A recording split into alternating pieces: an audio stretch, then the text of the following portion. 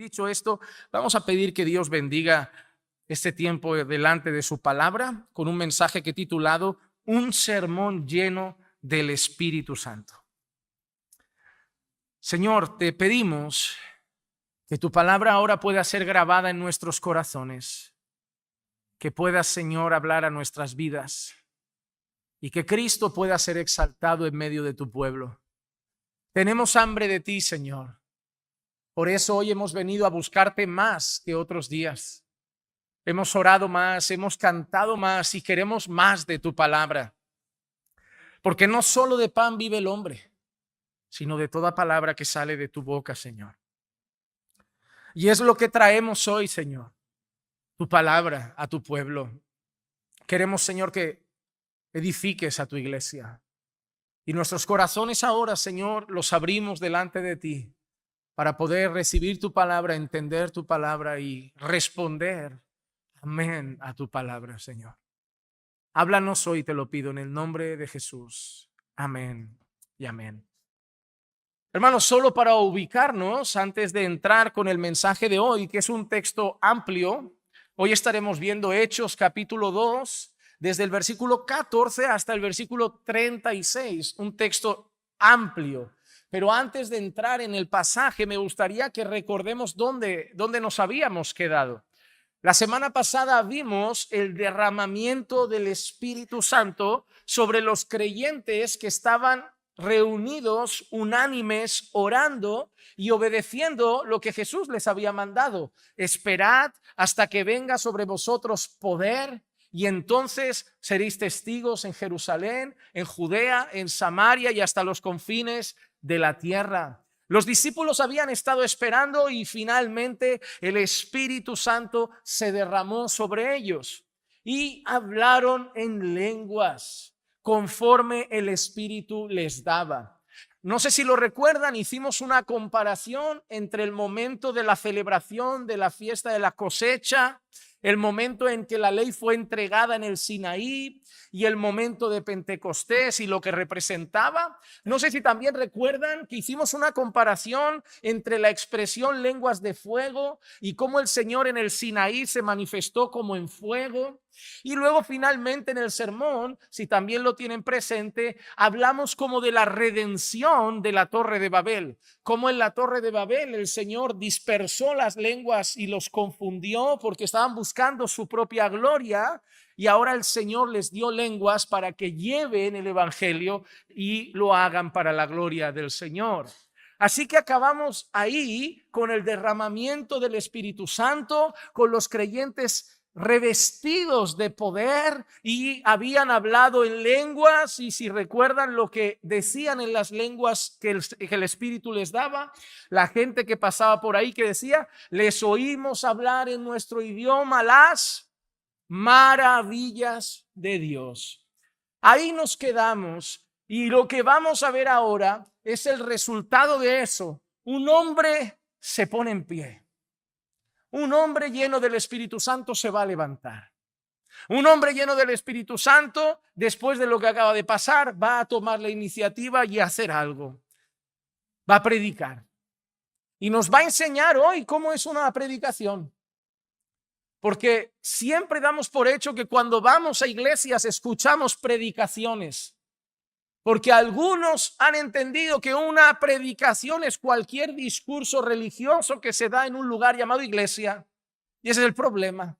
Que hay gente que va a lugares llamados iglesia, pero lo que recibe no es una predicación de la palabra. Hoy el apóstol Pedro, lleno del Espíritu Santo, nos va a enseñar cómo se predica. Así que hoy fue una clase muy importante para mí mientras lo preparaba. Para examinar también cómo predico. Porque no somos llamados a improvisar.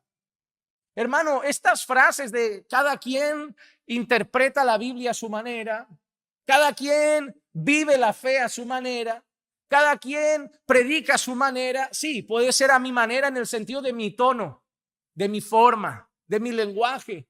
Pero en cuanto al mensaje, no puede ser a mi manera. La fe no la vive cada uno a la manera de quien quiere. Y la interpretación del texto no puede ser cada uno a su manera. Es como si Dios nos hubiera revelado su palabra y hubiera dicho, ahora cada quien que entienda lo que le dé la gana de lo que yo he querido decir. No, debemos interpretar la Escritura a la manera de Dios. Dios ha querido decir algo y nuestro trabajo es ese, ¿no? Averiguar, no qué entiendo yo, qué quiere decir Dios.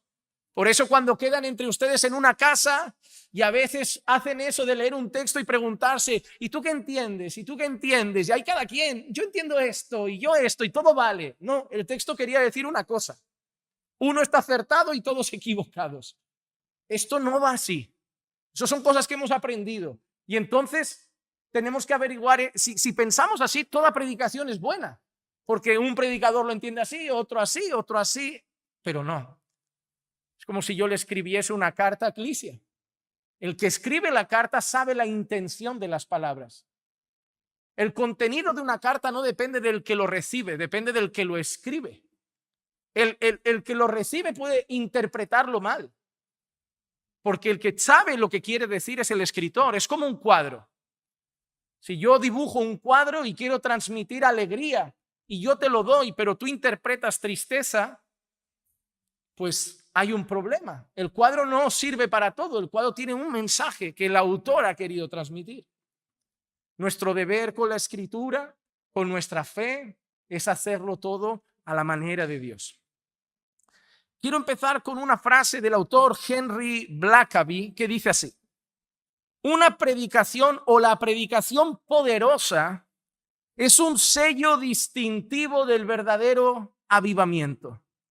Los predicadores de avivamiento demuestran su compromiso con la autoridad y la suficiencia de las Escrituras con una predicación audaz, urgente e inflexible al presentar al pueblo de Dios el camino de la vida y la muerte.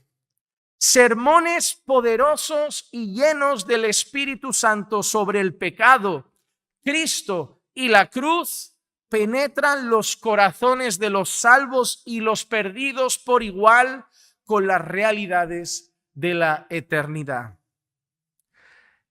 Cada vez que ha habido un avivamiento a lo largo de la historia, empezando por Pentecostés, una marca distintiva ha sido la predicación fiel y poderosa de la palabra de Dios y el efecto que eso ha tenido en los corazones. Hoy vamos a ver eso. Vamos a ver un sermón predicado por un hombre lleno del Espíritu Santo y la semana que viene vamos a ver cómo responde la gente a ese sermón. Así que vamos a empezar con nuestro texto y lo primero que nos vamos a encontrar es a Pedro dispuesto a predicar lleno del Espíritu Santo. Hechos capítulo 2, versículo 14 y 15 dice: entonces Pedro, poniéndose en pie con los 11, alzó la voz y les declaró: varones judíos y todos los que vivís en Jerusalén, sea esto de vuestro conocimiento y prestad atención a mis palabras, porque estos no están borrachos como vosotros suponéis, pues apenas es la hora tercera del día. Así que en cuanto los creyentes son revestidos con el poder de Dios, lo primero que vemos es a un hombre, uno de los discípulos, y qué casualidad, Pedro. Para mí no es casualidad que sea Pedro. La personalidad de Pedro es audaz. Pedro es aquel que de los que habían en un barco se animó a aventurarse al agua y dio unos pasitos por encima del mar. Pedro es aquel audaz que cuando se dijo que todos iban a dejar solo a Jesús, se puso bravo y dijo: yo no, yo me quedo contigo hasta el final. Pero Pedro también es el que negó al Señor Jesús. Pero lo que tenemos ahora ya es el Pedro restaurado. Es el Pedro restaurado por Cristo, el Pedro al que el Señor Jesús fue a buscar y le preguntó: Pedro, ¿tú me amas? ¿Tú me amas? ¿Tú me amas? Y ahora, lleno del Espíritu Santo, vuelve a mostrar esa audacia. Hermano, la personalidad es distinta en cada uno de nosotros y el Señor utiliza nuestras personalidades en su reino. El carácter de Pedro es único. Hay otros discípulos quizá un poco más introvertidos. Pedro no tiene miedo. Pedro es el que sacó una espada y cortó una oreja cuando fueron a prender a Jesús. Eso no significa que Pedro sea el mejor. Ser el pastor de Pedro tiene que dar trabajo, porque un Pedro es complejo, porque a Pedro hay que frenarlo. A Pedro hay que enseñarle a ser más tranquilo. A Pedro hay que enseñarlo a pensar antes de actuar. A Pedro hay que enseñarle, Pedro, medítalo, Pedro, piénsatelo, Pedro. Pero luego, como todo pastor, también a lo mejor tienes un Juan al que, venga Juan, ten fe, da un paso adelante, anímate, sé más valiente. Jesús nos enseña con sus discípulos que los pastores no pueden querer fabricar un modelo único en la iglesia. Y ni siquiera que los pastores tienen que anular la personalidad. Yo no tengo que hacer que el introvertido se vuelva extrovertido, ni que el extrovertido se vuelva introvertido. Lo que sí debemos formar en todos nosotros es el carácter de Cristo. La personalidad la debemos aprovechar, perfeccionada en Cristo para la gloria del Señor. La gente, imagínate si pongo al introvertido en la puerta a dar la bienvenida y cada vez que llega uno nuevo, pase. No cuadra, ¿verdad? No cuadra. Entonces, la personalidad de cada uno es útil y debemos buscar esa utilidad. Y ahora tenemos aquí a Pedro, un hombre audaz, que se levantan los 11, Pedro se levanta también y en medio de todos es capaz de decir, escuchadme, a una multitud con un carácter osado, escuchadme, porque cuando uno sabe que tiene la verdad, quiere ser escuchado, porque cuando uno trae cualquier discurso, ya escuchará el que quiera, pero Pedro es consciente que lo que va a transmitir es la verdad. Hermanos, la palabra de Dios debe predicarse así, con osadía. No se debe predicar con vergüenza. No se debe predicar con miedo. Yo no veo al colectivo LGBT con vergüenza de sacar sus ideales a la luz. Yo no veo a las feministas con vergüenza en sus manifestaciones. Yo no veo a esos colectivos e ideologías sacando y dicen disparates. Pero los dicen, ¿saben por qué convencen a la gente? No porque sea verdad, porque lo hacen como si fuera la verdad. Y lo hacen de tal manera que la gente empieza a dudar de, oye, tendrán razón porque están convencidos. Pero cuando nosotros hablamos de nuestra fe, parece que nos la cuestionamos hasta nosotros mismos. Es como si alguien te pregunta, ¿tú crees en Dios? Parece que nos da vergüenza decir que sí. Bueno, sí creo. ¿Por qué? ¿El raro es él? ¿Lo extraño es lo suyo que no cree? El próximo que te venga a preguntar, ¿tú crees en Dios? Y le dices, ¿tú no? No debería creer, por supuesto. Claro que sí. Ah, ¿tú crees en eso? Hombre, soy un hombre sabio. Solo los tontos no creen en Dios. No, ¿por qué no le damos la vuelta a la tortilla? Si creemos en la Biblia y la Biblia dice que dice el necio en su corazón no hay Dios. Pero ahora parece que ellos me hacen ver a mí como el necio por creer. No, hermano, el pueblo de Dios necesita osadía, necesita ser osado, necesita confiar en lo que dijo el Señor. Id y hablad, porque cuando llegue el momento yo os pondré palabra en vuestra boca. Tenemos que creer que el Señor nos respalda, porque no vamos a hablar nuestras ideas, no vamos a hablar nuestros ideales ni nuestra ideología, vamos a hablar de Él. Él nos respaldará porque Él quiere ser conocido. Y aquí tenemos un Pedro osado. ¿Qué vemos aquí? Vemos que un hombre lleno del Espíritu Santo se traduce en la predicación de la palabra. Eso es lo que vamos a ver hoy. Un hombre lleno del Espíritu Santo se traduce en la predicación de las Escrituras. También vemos aquí que una predicación bíblica como la que vamos a ver hoy es una predicación que está apuntando a personas de toda lengua, tribu y nación. Pedro no se dirige solo a los judíos. Aunque en el contexto la gran mayoría son judíos, Pedro ha dicho, varones judíos y todos los que estáis ahora aquí en Jerusalén. Nosotros no tenemos que hacer un mensaje étnico. Nosotros no predicamos a un pueblo. Nosotros no predicamos a adultos o a jóvenes. Ah, pastor, prepárese un mensaje para jóvenes. Ok, las Escrituras. Pastor, prepárese un mensaje para predicar en un congreso de damas. Las Escrituras.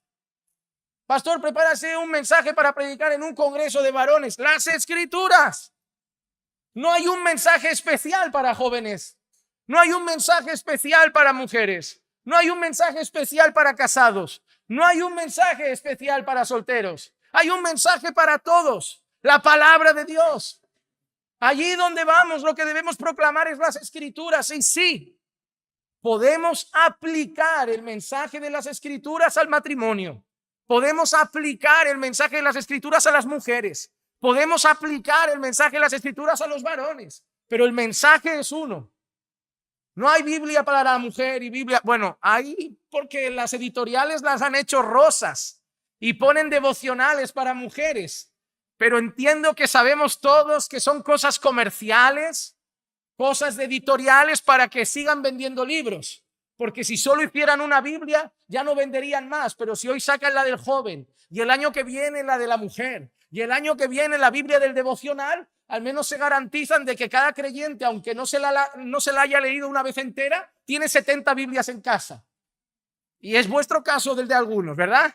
No os habéis acabado la normal y ya tenéis la de estudio, la de la mujer, la del devocional, la cronológica, la de... Eso sí, tenemos 80 Biblias en casa y no nos hemos leído ni una entera. Pero ahí entendemos que el pueblo cristiano también ha sido listo en el ámbito comercial. Tontos no han sido. Pero bueno, mientras sea la palabra de Dios, que corra, que corra. Lo que también vemos aquí es un hombre que predica con osadía. Una persona llena del Espíritu Santo no predica con temor, no predica con cobardía, predica con osadía. Y cuidado, yo soy especialmente gritón, pero cuidado con pensar que predicar lleno del Espíritu Santo es predicar dando voces. Esta es mi personalidad. No me pueden cambiar y ahora volverme alguien que susurra, porque soy así. Pero mi deber es ser fiel al texto. Pero es mi personalidad. No tengo más autoridad porque grito, ni estoy más lleno del Señor porque grito. Eso es un mal concepto que se tiene en algunos lugares. Que si alguien no pega voces está frío. Que si alguien no hace ruido está frío. Que si alguien no monta un escándalo está frío. No. La osadía se puede tener hablando suave. La osadía se puede tener con una voz pausada. Cuidado con no decir que una predicación es buena porque te ha hecho sentir cosas. Una predicación es buena si ha sido fiel al texto. Una predicación es buena si ha sido fiel a la Escritura. Algunos predican con una voz más elevada, otros con una voz más pausada. Yo entiendo que hay cuestión de gustos, pero nuestro deber es escuchar y predicar fielmente las Escrituras. Y finalmente lo que vamos a ver con claridad es que el apóstol Pedro va a hacer una explicación bíblica de los acontecimientos. Va a explicar lo que ha sucedido. Y empieza incluso Pedro diciendo, no están borrachos como muchos decís. ¿Recuerdan lo que habían dicho algunos al ser llenos del Espíritu Santo y estar hablando en lenguas? Estos están borrachos. Y Pedro dice, es imposible que estén borrachos, pues es la hora tercera del día. En aquel entonces la embriaguez estaba en la sociedad, pero no es como nosotros. Hoy es la hora tercera del día y tristemente hay borrachos por la calle. Pero en aquel contexto el alcohol no era como para nosotros. Aunque mucha gente bebía, el contexto social veía muy mal a los ebrios, veía muy mal a los borrachos. No era algo tan normalizado. Incluso usualmente los borrachos y las mujeres de mala vida se concentraban en barrios particulares, en barrios donde determinadas personas no irían, porque se consideraban barrios de baja moral. Lo que hoy se ve en todos nuestros barrios, en aquel entonces se concentraba en algunos puntos. Y ahora Pedro, puesto de pie, llamando la atención de las personas, va a predicar la palabra, va a traer un sermón lleno del Espíritu Santo. ¿Y qué vemos en un sermón lleno del Espíritu Santo? Número 1, vemos redención. Vemos redención. Pedro va a hablar de redención, porque la Biblia trata de redención. La Biblia no son muchos relatos, es un relato. La Biblia desde Génesis a Apocalipsis es redención. Es el plan de redención de Dios anunciado y consumado en su totalidad. Si tú empiezas por Génesis y te vas a leer solamente el final de Apocalipsis, vas a ver el principio, el anuncio y el final de la historia. Y por el medio, todos los libros que tenemos, tanto del Antiguo y el Nuevo Testamento, es un desarrollo constante y continuo del plan de redención anunciado en Génesis 3:15. En Génesis el Señor crea todas las cosas hermosas y perfectas, 1 y 2. Capítulo 3, el hombre peca. Después del susurro de Satanás en el oído de Eva, el hombre también cae y ahí trae la condenación al mundo. Pero el Señor, Génesis 3:15, da un anuncio. Vendrá alguien de la simiente de la mujer que pisará la cabeza de la serpiente. El anuncio de Cristo no empieza en los profetas como quizá Jeremías o como quizá los Salmos o como quizá Isaías. Ya desde Génesis Cristo es anunciado y desde ahí el plan de redención de Dios se ha ido desarrollando hasta que lo vemos finalmente consumado en el libro de Apocalipsis, en ese relato. La Biblia es un libro, una historia, y una historia marcada por una palabra, marcada por la redención, marcada por la redención. Miren cómo empieza Pedro su sermón en Hechos capítulo 2, versículos 16 al 21. Sino que esto es lo que fue dicho por el profeta Joel, y sucederá que en los últimos días, dice Dios, derramaré mi espíritu sobre toda carne, y vuestros hijos y vuestras hijas profetizarán, vuestros jóvenes verán visiones, y vuestros ancianos soñarán sueños. Y aún sobre mis siervos y sobre mis siervas derramaré de mi espíritu en esos días, y profetizarán. Y mostraré prodigios arriba en el cielo y señales abajo en la tierra, sangre, fuego y columna de humo. El sol se convertirá en tinieblas y la luna en sangre, antes que venga el día grande y glorioso del Señor. Y sucederá que todo aquel que invoque el nombre del Señor será salvo. Lo primero que acaba de decir Pedro es que lo que acaba de suceder es el cumplimiento de una profecía. Pedro les está explicando lo que ha pasado. Pedro les está diciendo lo que acabáis de vivir, el derramamiento del Espíritu Santo, el que hablen en lenguas, lo que acaba de pasar, que hayan anunciado las maravillas de Dios, es el cumplimiento de la profecía de Joel. ¿Y qué hace Pedro? Lee la profecía. Un hombre judío, conocedor de la Escritura, trae esa profecía a un pueblo que era mayoritariamente ¿de dónde? Judíos. ¿De dónde era la mayoría que están escuchando a Pedro? Judíos. ¿Qué conocen mucho los judíos? La ley y los profetas. Y Pedro, a estos judíos que no saben qué acaba de pasar, a estos judíos que creen que están borrachos, a estos judíos que no entienden nada, Pedro les acaba de decir: lo que acaba de pasar es que se acaba de cumplir delante de vuestros ojos lo que deberíais haber visto y entendido, lo que el profeta Joel anunció. ¿Y qué hace Pedro? Lee el profeta Joel. Joel capítulo 2, versículo 28 al 32, que dice: y sucederá después de esto que derramaré mi espíritu sobre toda carne, y vuestros hijos y vuestras hijas profetizarán, vuestros ancianos soñarán sueños, vuestros jóvenes verán visiones, y aún sobre los siervos y las siervas derramaré mi espíritu en esos días. Y haré prodigios en el cielo y en la tierra, sangre, fuego y columnas de humo.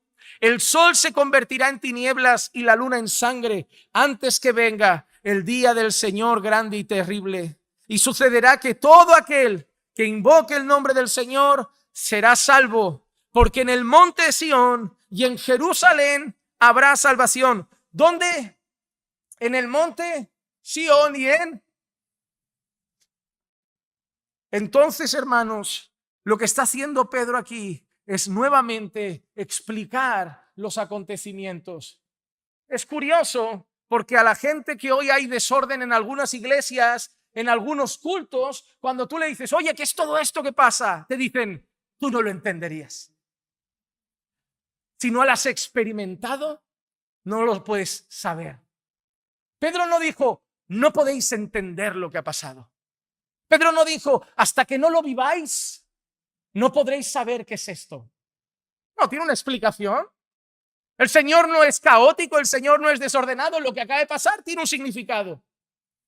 Tiene un significado. Pero te aseguro yo que si vas a unas reuniones diferentes, no te van a decir el significado. Porque no te pueden decir, es como Pentecostés. No, porque lo que pasó en Pentecostés, ¿cuántas veces ha pasado? Porque fue el cumplimiento de una profecía. No fue un acto repetitivo y constante. Eso no significa que el Espíritu Santo no haya obrado con poder a lo largo de la historia.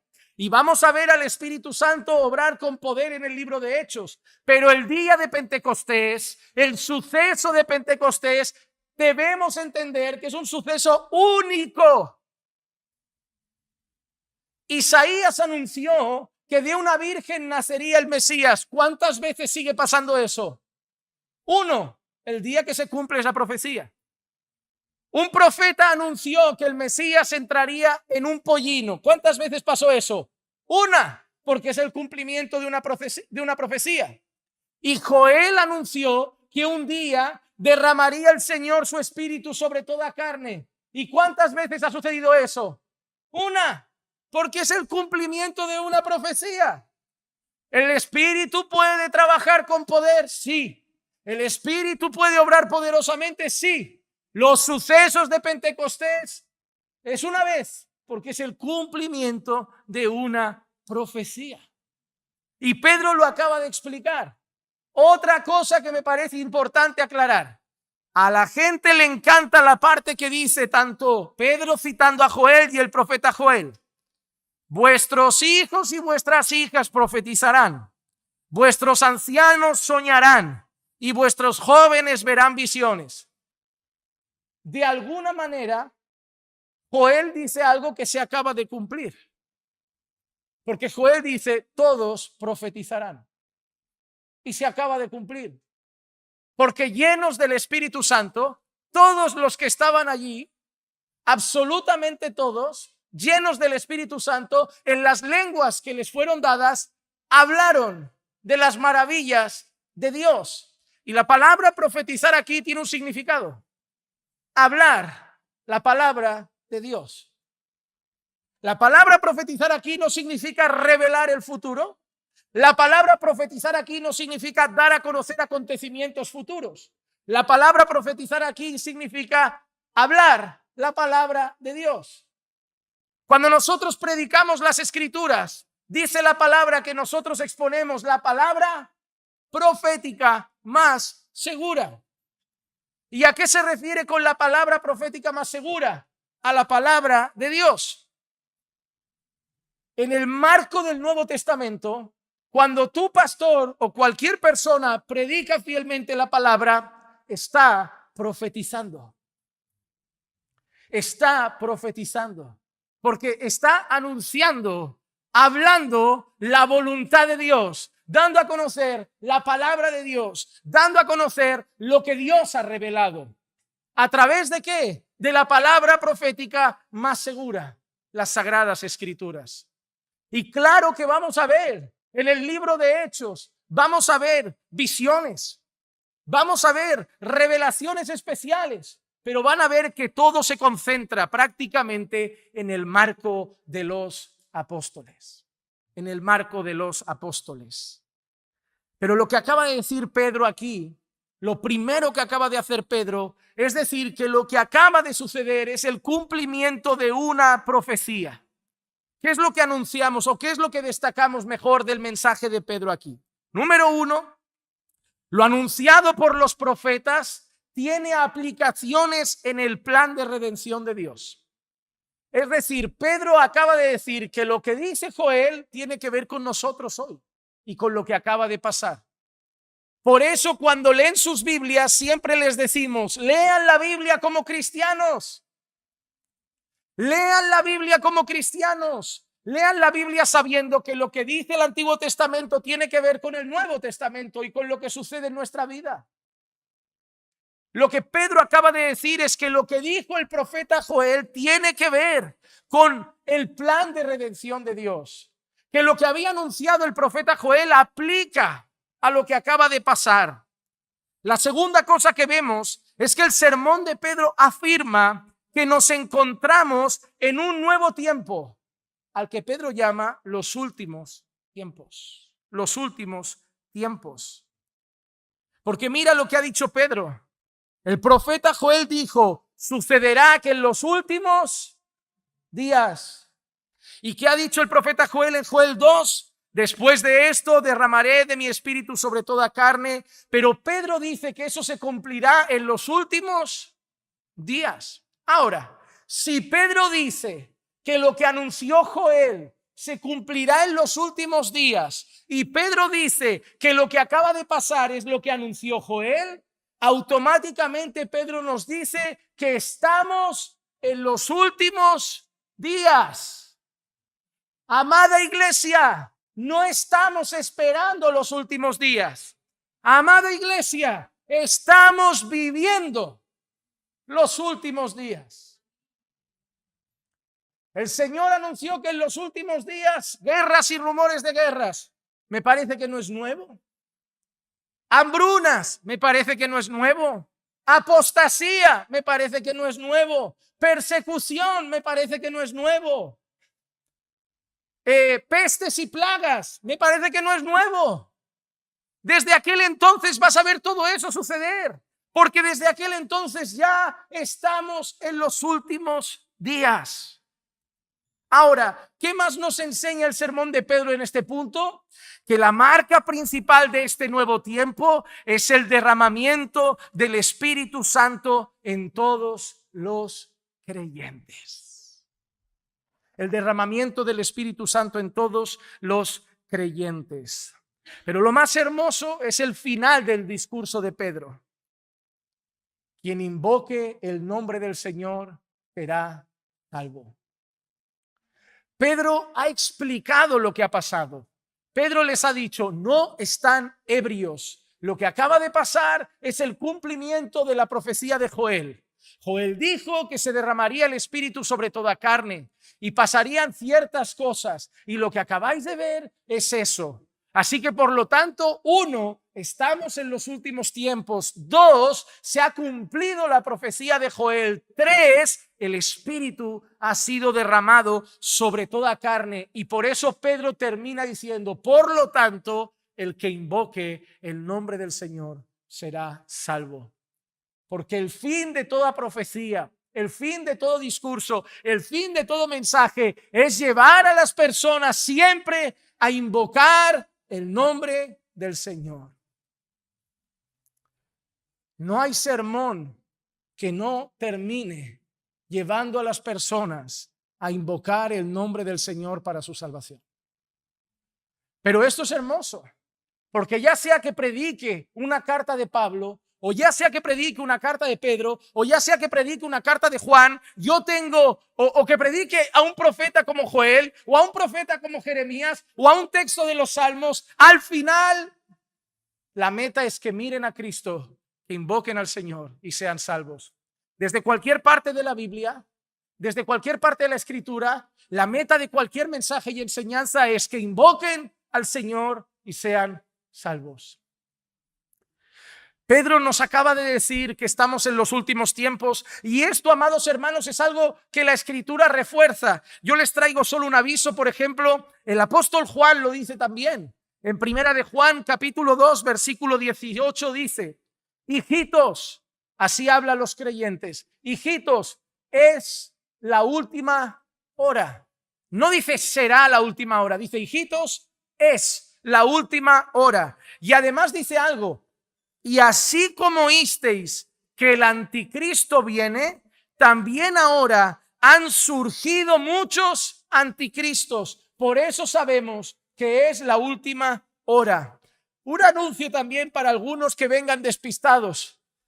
Según Juan, estamos en la última hora. Y según Juan, la evidencia de que estamos en la última hora ahí, ¿cuál es? Que ya han surgido. No dice que surgirán, dice ya han surgido muchos, no uno, muchos anticristos. Por eso sabemos que es la última hora. Así que desde los tiempos de los apóstoles ya han habido anticristos. Lo que sí que hay que destacar es que Juan hace un matiz entre el anticristo y los anticristos. Juan dice: oísteis que fue dicho que el anticristo viene, mas yo os digo que muchos anticristos ya han salido de nosotros.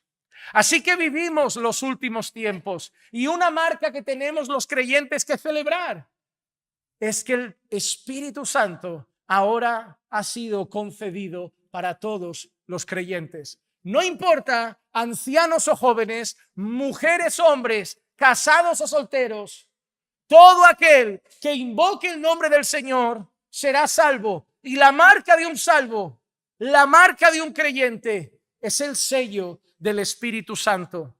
Por lo tanto, en este tiempo, en los últimos tiempos, el tiempo en el que vivimos hoy como iglesia, todo creyente tiene el Espíritu Santo.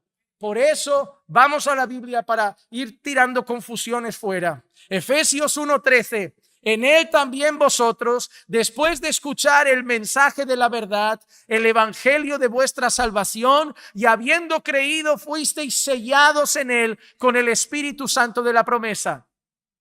Después de escuchar el mensaje de la verdad, el evangelio de vuestra salvación, y habiendo creído, fuisteis sellados con el Espíritu Santo de la promesa. Por lo tanto, si tú estás aquí, si tú eres creyente, si has creído el evangelio, tienes al Espíritu Santo. Que nadie te diga que necesitas una manifestación extraordinaria, que necesitas una experiencia secundaria para recibir al Espíritu, porque eso no es lo que enseñan las Escrituras. Si has escuchado el mensaje de la verdad, el evangelio de nuestra salvación, y has creído en él, automáticamente has sido sellado con el Espíritu Santo de la promesa. Y digo esto porque muchas personas han sufrido en algunas congregaciones siendo creyentes y pastores diciéndoles: hay algo mal en ti porque todavía no hablas en lenguas. Hay algo mal en ti porque todavía no has recibido al Espíritu. Y gente que son genuinos creyentes sintiéndose mal, como si tuvieran algo dentro podrido, como si estuvieran fallando a Dios porque no se tambalean. Y algunos provocándolo de alguna manera para tener ya la conciencia tranquila y decir: a ver si ya llega. Déjame decirte algo que te dé paz. Si has creído el evangelio, eres morada del Espíritu Santo. Si has creído el evangelio, eres sellado con el Espíritu Santo. Y no lo dice solo Pablo a los Efesios, te lo voy a reforzar con Pablo a los Corintios. Primera de Corintios, capítulo 12 y el versículo 13. Pues por un mismo Espíritu fuimos todos bautizados. ¿Cuántos de los creyentes? Todos. ¿Eres creyente? Has sido bautizado con el Espíritu Santo. Que nadie te haga pensar que ser bautizado con el Espíritu Santo se traduce en caerse, en perder el conocimiento, en un frenesí, en algo caótico, en perder la conciencia, en entrar en éxtasis. No, no y no. Pero el día de Pentecostés, volvemos a lo mismo. El día de Pentecostés fue el cumplimiento de una profecía. Ahora en nuestro tiempo, todo el que oye el mensaje del evangelio y cree en él ha sido sellado con el Espíritu Santo de la promesa. Si eres creyente, hermano, te lo voy a explicar. Si luchas con el pecado, ¿por qué es si no es el Espíritu? Si te sientes mal cuando pecas, ¿qué es sino el Espíritu? ¿Quién te anima a seguir adelante aún en tu debilidad si no es el Espíritu? ¿Quién te lleva a buscar la palabra si no el Espíritu? ¿Quién te lleva a querer obedecer a Cristo sino el Espíritu? Si el Espíritu no estuviera en ti, aunque no te tambalees, no ruedes y no hables cosas raras, si el Espíritu no estuviera en ti, seguirías en el mundo. Porque lo que te tiene aquí es la obra del Espíritu, por el amor del Señor. No necesitas experiencias extrañas. No tengo nada contra las experiencias. Pero enseñar a la iglesia que tienen que tener una experiencia mística o extraña para tener la conciencia de que tienen al Espíritu Santo. No, no, hermano, no. El fruto del Espíritu no es rodar, no es gritar, no es descontrolarse. ¿Cuál es el fruto según Pablo a los Gálatas? Amor, gozo, paz, paciencia, bondad, mansedumbre, dominio propio. No hay mayor evidencia de tener al Espíritu que parecerse a Cristo. No hay mayor evidencia. Tu carácter está cambiando, te duele pecar, estás siendo transformado. Eso es la obra del Espíritu que mora en ti. Todos los creyentes hemos sido bautizados por el mismo Espíritu. Ahora, sigamos con la segunda parte del sermón de Pedro. No sé cuánto duró, es corto. Yo soy un poco más extenso, pero Pedro predica, es sintético. Pedro va por faena. Tengo que aprender de Pedro. Yo lo he leído y tengo que aprender. La segunda característica, primero hemos dicho que se trata del mensaje de redención, explicando que los textos de los sucesos acontecidos tienen que ver, aunque sean proféticos, con un acontecimiento de ahora y todo dentro del marco de la redención. Segunda parte, Cristo. La primera hemos dicho redención, la segunda Cristo. El mensaje siempre debe ser cristocéntrico. Pedro no ha hablado de Pedro, ni de Juan, ni de Pablo. Bueno, todavía hay menos de Pablo, pero ni de Tomás, ni de Matías el Nuevo. Pedro solo va a hablar de uno, de Cristo. Hechos capítulo 2, versículo 22 al 28. Arranca el discurso de Pedro. Primero ha explicado lo que ha pasado, para que todo el mundo sepa lo que ha sucedido. No están borrachos, se ha cumplido la profecía de Joel. Segundo, Cristo entra en escena, el centro del mensaje. Varones israelitas, escuchad estas palabras. Otra vez, escuchad. Ha empezado diciendo, oíd, ahora escuchad todo el rato. ¿Habrá algún despistado por ahí? Tú, que te veo despistado, vuelve aquí. Tú, ¿no es? Pedro lo hace. Jesús el Nazareno, varón confirmado por Dios, entre vosotros, con milagros, prodigios y señales que Dios hizo en medio vuestro a través de él, tal como vosotros mismos sabéis, a este, y ahora es maravilloso, entregado por el plan predeterminado.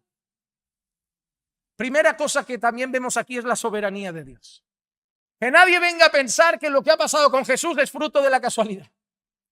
Entregado por el plan predeterminado y el previo conocimiento de Dios, vosotros clavasteis en una cruz por manos de impíos y le matasteis. Mira qué interesante, porque siempre la eterna discusión, soberanía de Dios o responsabilidad del hombre. ¿Quién estuvo detrás de la crucifixión de Jesús? ¿El Padre con su plan predeterminado o los hombres malvados con su odio? ¿Quién estuvo detrás? Los dos. Pedro acaba de decir los dos. Nosotros no tenemos que elegir, oye, ¿fue la soberanía de Dios o la responsabilidad de los hombres? Porque Pedro ha dicho, fueron las dos. Por un lado está el plan predeterminado del Padre y por otro lado la culpa de gente malvada que lo clavó en la cruz. Pero lo clavaron en la cruz por el plan predeterminado, sí, pero también porque eran malvados y lo odiaron. Las dos cosas. Nosotros no podemos intentar juntar esas cosas porque nuestra mente es muy limitada. Pero Pedro acaba de presentar las dos. La soberanía de Dios en la historia y la responsabilidad de los hombres. Dios quiso entregar a su Hijo y los que lo clavaron serán culpables de haberlo hecho. Exactamente así. Dice, por el plan predeterminado y el previo conocimiento de Dios clavasteis en una cruz por manos de impíos y le matasteis, a quien Dios resucitó poniendo fin a la agonía de la muerte, puesto que no era posible que él quedara bajo el dominio de ella. Así que la primera cosa que también Pedro hace ahora, después de hablar del suceso, es hablar de Cristo. ¿Cristo quién es? Varón respaldado por Dios, respaldado con milagros, con señales y prodigios, ¿Cristo quién es? El que venció la muerte. ¿Cristo quién es? El que el Padre había planificado para este plan de redención. ¿Cristo quién es? A quien vosotros matasteis, a quien vosotros matasteis en aquella cruz. Recordad, habéis matado en la cruz. Eso es lo que Pedro les está diciendo, ¿eh? Pedro les está diciendo, habéis matado en la cruz al varón de Dios. Habéis matado en la cruz al varón de Dios. Y dice seguidamente, quien venció la agonía de la muerte. Y ahora dice algo precioso, porque David dice de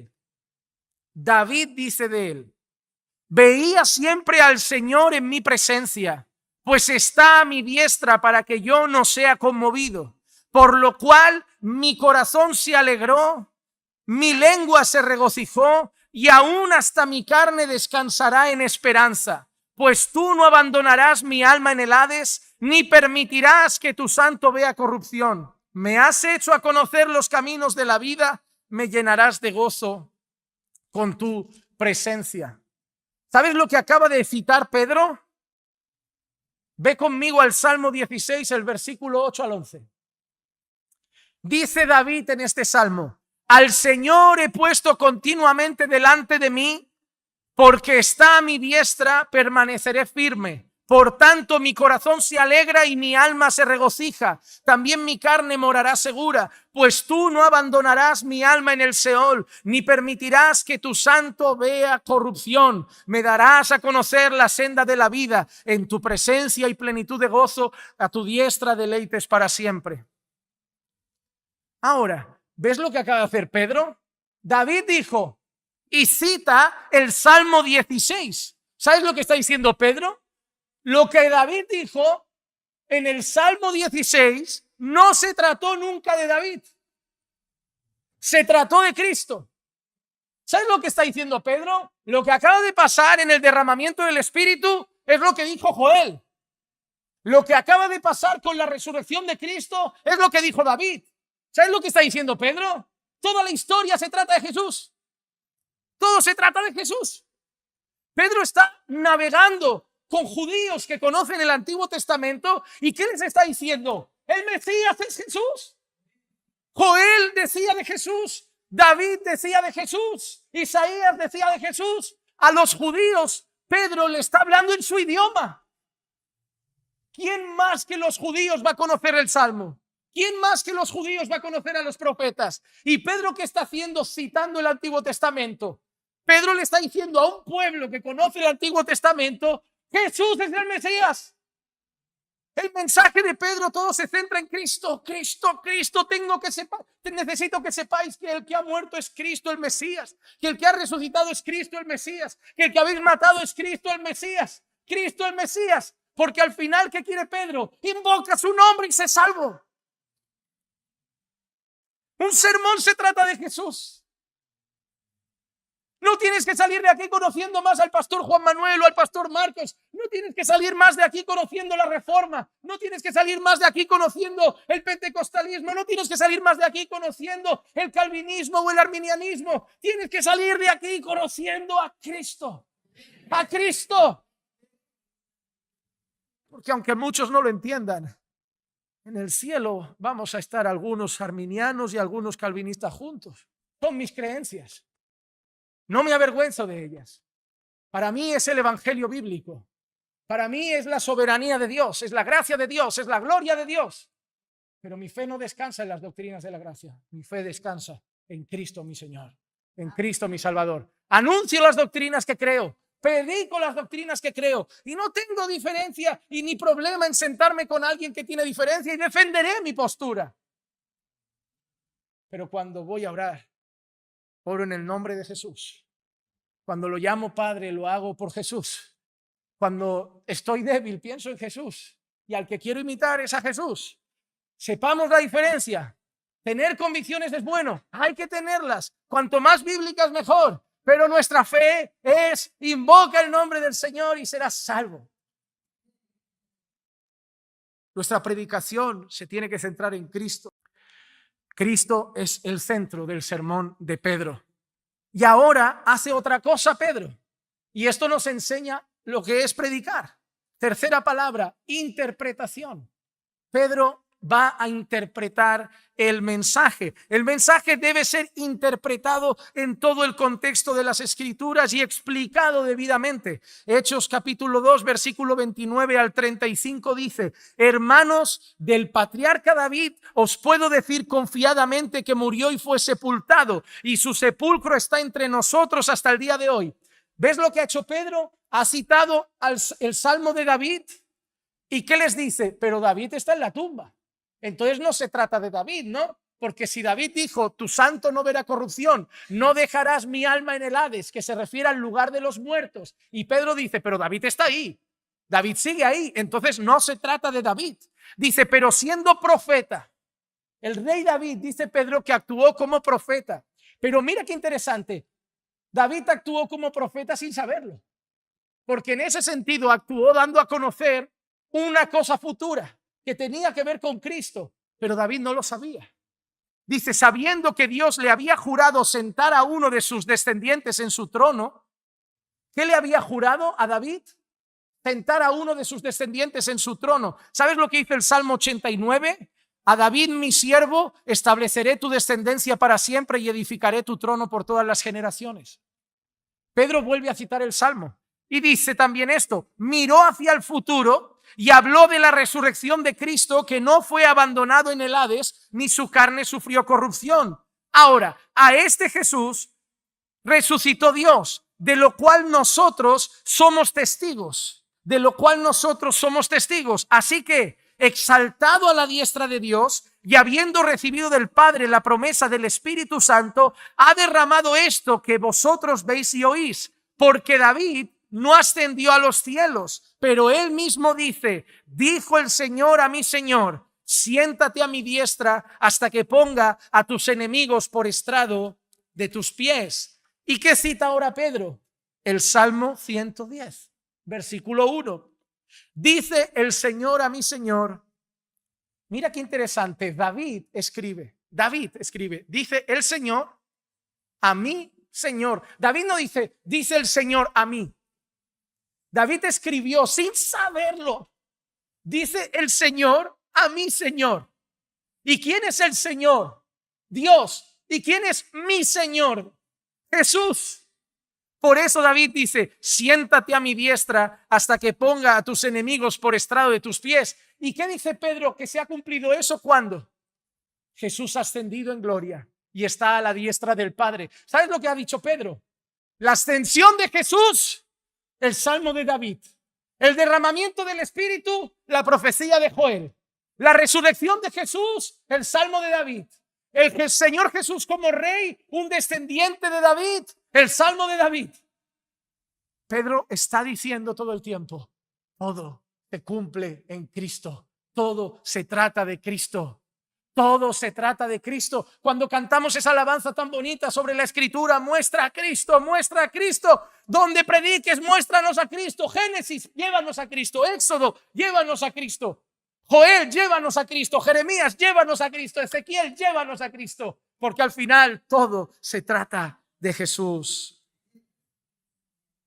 ¿Y cómo termina el sermón de Pedro en el versículo 36? Poned vuestros ojos en Cristo y mirad que Jesús es el Señor.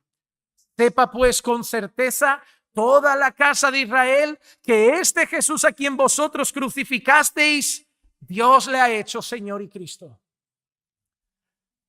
¿Sabes qué ha hecho Pedro? Pedro ha ido al Antiguo Testamento, que los judíos conocen, ha ido a todo lo que ha pasado con Jesús, la ascensión, la resurrección, el derramamiento del Espíritu, y les ha ido diciendo, esto es lo que el Antiguo Testamento decía, esto es lo que el Antiguo Testamento decía, esto es lo que el Antiguo Testamento decía. Por lo tanto, sabiendo todo esto, que termina diciendo Pedro, este que habéis crucificado es el Señor. Es el Señor. ¿Sabes qué ha hecho Pedro? Es lo que hace un sermón. Pone la pelota en tus manos. ¿Ahora qué vas a hacer con eso? Porque la salvación no depende de Pedro. Tu arrepentimiento no depende de Pedro. Ni de mí, hermano. Yo no te puedo salvar. Yo tengo una obligación. Enseñarte a la luz de la palabra que Cristo es el Señor. Que murió por tus pecados. Que resucitó al tercer día. Que ascendió en gloria.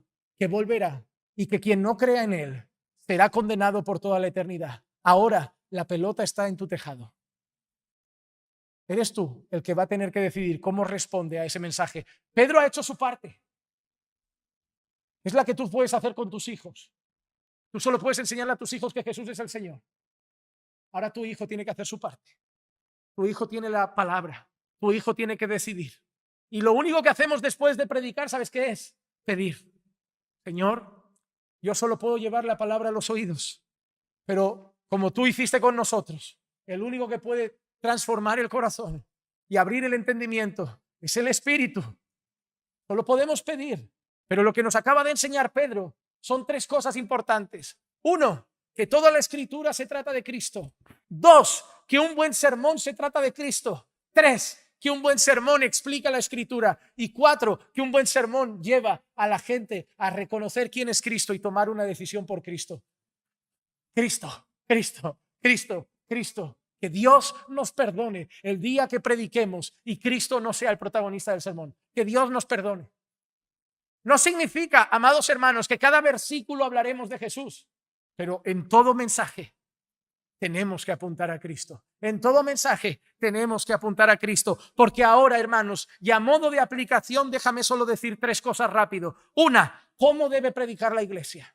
Después de saber esto, ¿cómo debe predicar la iglesia? El apóstol Pablo lo enseña en 1 Corintios capítulo 1, versículo 22 al 24. Porque en verdad los judíos piden señales y los griegos buscan sabiduría, pero nosotros predicamos a Cristo crucificado, piedra de tropiezo para los judíos y necedad para los gentiles. Mas para los llamados, tanto judíos como griegos, Cristo es poder de Dios y sabiduría de Dios. Nosotros debemos predicar a Cristo y este crucificado. Lo que hizo Pedro. El mensaje de la iglesia no debe ser moderno. El mensaje de la iglesia no debe ser actualizado. El mensaje de la iglesia no debe cambiar para adaptarse a los tiempos. Siglo a siglo, siglo a siglo, siglo a siglo. El mensaje de la iglesia debe seguir siendo Cristo, Cristo y Cristo. Segunda cosa importante que aprendo hoy. El mayor testimonio, la mayor obra del Espíritu Santo es dar testimonio de Cristo. Jesús les dijo, recibiréis poder cuando venga sobre vosotros el Espíritu Santo y me seréis testigos en... ¿Qué acaba de pasar, hermano? Pedro ha dado testimonio de Cristo. ¿Dónde? El primer paso ya se ha dado, ¿verdad? En Jerusalén. Llega el Espíritu Santo y se cumple lo que Jesús ha dicho. Os he dado, os voy a dar el Espíritu para que deis testimonio, llenos de poder, para que deis testimonio de mí en Jerusalén, en Judea, Samaria y los confines de la tierra. Pedro se llena del Espíritu Santo y dice, para esto nos lo dio, voy a dar testimonio en Jerusalén. Y lo primero que hace es ponerse de pie. Varones, todos los que estáis aquí en Jerusalén. No hay obra más importante del Espíritu que dar testimonio de Cristo. Juan 15, 26 y 27. Cuando venga el Consolador, a quien yo enviaré del Padre, es decir, el Espíritu de verdad que procede del Padre, Él dará testimonio de mí y vosotros daréis testimonio también porque habéis estado conmigo desde el principio. Hermano, cuando la gente rueda no ve a Cristo. Cuando la gente grita no se ve a Cristo. Cuando la gente se descontrola no se ve a Cristo, pero cuando uno predica la palabra se ve a Cristo. No hay mayor obra del Espíritu Santo que un hombre predicando fielmente la palabra, porque es la palabra la que da testimonio de Cristo. Y quiero cerrar con una cosita que a mí me gusta mucho el Antiguo Testamento, ya lo sabéis. Y como ya estoy preparándome por ahí para Éxodo y lo que vendrá, hay una historia del Antiguo Testamento que me hizo pensar en lo que acaba de pasar. Y yo he titulado este último punto como una pregunta para llevarnos en el corazón, pero a modo de irnos con ese ¿será? ¿Será que Dios ha respondido la oración de Moisés? ¿Qué oración de Moisés, pastor? Déjame leerte un suceso y con esto cierro. Números capítulo 11, versículo 24 al 29. Salió Moisés y dijo al pueblo las palabras del Señor. Reunió después a 70 hombres de los ancianos del pueblo y los colocó alrededor de la tienda. Entonces el Señor descendió en la nube y le habló y tomó del espíritu que estaba sobre él. Solo estaba sobre Moisés, ¿verdad? Tomó del espíritu que estaba sobre él y lo colocó sobre los otros 70 ancianos. Y sucedió que cuando el espíritu reposó sobre ellos, ¿qué hicieron? ¿Qué hicieron los de Pentecostés? Profetizaron, hablaron las maravillas de Dios. Cuando llega el Espíritu Santo, hermano, hablamos de Dios. Hablamos de Dios. Pero mira qué interesante. Pero no volvieron a hacerlo más. Pero dos hombres que habían quedado en el campamento, uno llamado Eldad y otro llamado Medad, y el Espíritu reposó sobre ellos. Ellos estaban entre los que se habían inscrito, pero no habían salido a la tienda, y profetizaron en el campamento. Y un joven, siempre hay un chivato, corrió y avisó a Moisés, diciendo: Eldad y Medad están profetizando en el campamento. Y ellos: no pueden, Moisés, no son de los elegidos. Oh, hermano, el pueblo de Dios siempre ha sido especial, ¿eh? Dice: entonces respondió Josué, hijo de Nun, ayudante de Moisés desde su juventud, y dijo: Moisés, señor mío, deténlos. Ahí Josué todavía no estaba en el lugar de Moisés. Esto nos enseña que primero tiene que haber un tiempo para aprender. Porque si Josué hubiera sido Moisés ya, ¿sabes qué habría hecho Josué? Los hubiera frenado. Pero Josué de momento es solo el aprendiz. Hermano, puede ser que Dios te quiera poner a hacer cosas mañana, pero pégate a alguien que te enseñe primero. Porque si Josué se adelanta a los tiempos, Josué va a liarla demasiado. Josué hubiera hecho ahora lo que Moisés no hace. Porque la experiencia, el tiempo, la sabiduría es algo que también se aprende. No, yo quiero liderar, que te enseñen. Aprende de Moisés primero. Pero mira, Moisés, señor mío, deténlos. Y ahora mira qué bonito. Pero Moisés le dijo: ¿tienes celos por causa mía? Y ahora me encanta. Ojalá todo el pueblo del Señor fuera profeta, que el Señor pusiera su espíritu sobre ellos. Moisés, sin saberlo, subió una oración preciosa. Señor, ahora solo me has quitado de lo mío y lo has dado a 70 y estos dos por aquí, pero qué hermosos se ven hablando de ti, qué hermosos se ven profetizando, Señor. Ojalá, Señor, todos fueran profetas. Ojalá todos recibieran tu espíritu. ¿Qué acaba de pasar en Hechos 2? ¿Qué acaba de suceder?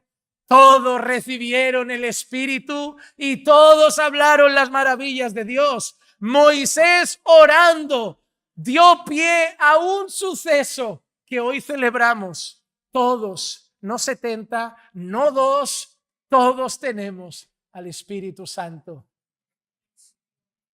Moisés, cómo le hubiera gustado estar aquí hoy, cómo le hubiera gustado a Moisés estar el día de Pentecostés, Pero bueno, Moisés vivió lo suyo con el Señor, nosotros vivimos lo nuestro. Hermano, celebremos que somos el pueblo que vive la promesa de que tenemos todos los creyentes el Espíritu Santo, y recordemos que la historia se trata de la redención y que no hay redención sin Cristo. Por lo tanto, desde Génesis a Apocalipsis, prediquemos a Cristo y crucificado, porque ese es el mensaje del Evangelio, y no nos avergonzamos del Evangelio, porque es poder de Dios para salvación de todo aquel que cree, del judío primeramente y también del griego. Espero que el mensaje se haya entendido. Vamos a orar y dar gracias al Señor.